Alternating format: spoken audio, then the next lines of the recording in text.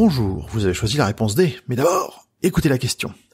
Aujourd'hui sur la thématique ciné-série, quels films ont reçu l'Oscar du meilleur film et un trophée en or? Lion de Venise, Ours de Berlin, Palme de Cannes. Ah, les récompenses du cinéma. Les tapis rouges, les discours trop longs et les sourires gênés. Mais commençons par un peu d'histoire. Si les Oscars ont été créés en 1929 par les Américains, les autres récompenses n'ont vu le jour qu'à la fin de la Seconde Guerre mondiale lors des différents festivals de cinéma.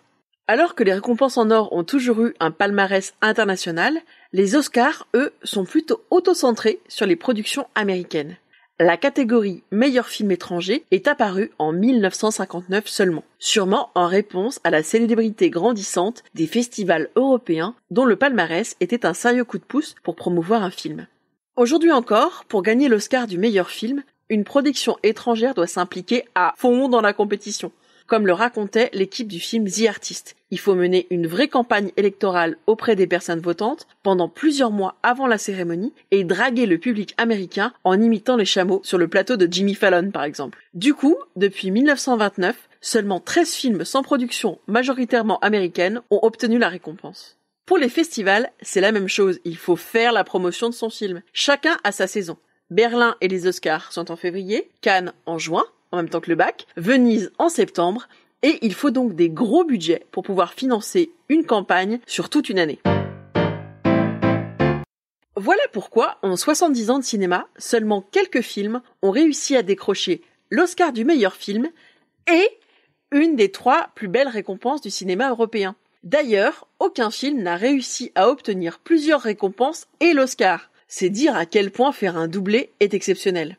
Au début du festival de Cannes, le jury était assez généreux et décernait plusieurs palmes. En 1946, 11 films l'ont reçu et 5 en 1947. Dans ce palmarès, il y avait notamment Dumbo, des studios Disney, qui reste d'ailleurs le seul Disney à avoir reçu la Palme d'Or. Aucun film du studio n'a reçu d'Oscar du meilleur film. Il n'y a eu qu'une seule nomination en 1965 pour Mary Poppins.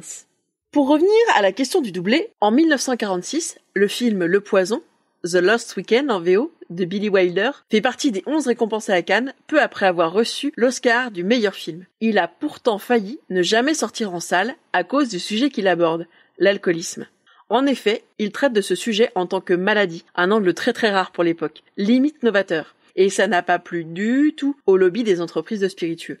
Ils ont même engagé un mafieux pour aller négocier la destruction des bandes contre 5 millions de dollars. Ce que le patron de la Paramount a refusé avec cette magnifique punchline « Une fois qu'on termine un film, on ne le fout pas aux chiottes en tirant la chasse ». En 1955, le film Marty obtient la Palme à Cannes. Cette fois-ci, tout seul, comme un grand, puis l'Oscar du meilleur film en 1956. Ce drame sentimental raconte comment 2 célibataires vont tomber amoureux lors d'un bal et l'intrigue réside autour de cette question. Est-ce que cet Italien de 34 ans va accepter d'épouser cette femme alors qu'elle n'est pas italienne, mais que sa famille le pousse à trouver une femme et à se marier? Il faudra ensuite attendre 35 ans pour voir un autre film faire un doublé. C'est Rain Man, en 89, qui obtient l'Oscar et l'Ours d'Or de Berlin. Ce grand classique aborde lui aussi un thème peu représenté au cinéma, l'autisme. Tom Cruise y joue un connard qui pensait hériter de la fortune de son père quand il découvre que non. Cela va revenir à son frère aîné, dont il ignorait l'existence, qui est autiste et qui vit dans un hôpital psychiatrique.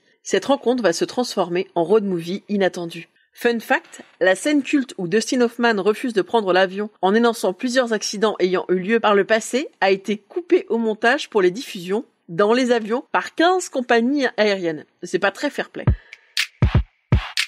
Faisons encore un bond de 30 ans pour voir 2 films refaire un doublé. En 2019, vous vous souvenez sûrement de Parasite, le film coréen sur 2 familles qui s'entrechoquent, qui remporte l'Oscar et la Palme.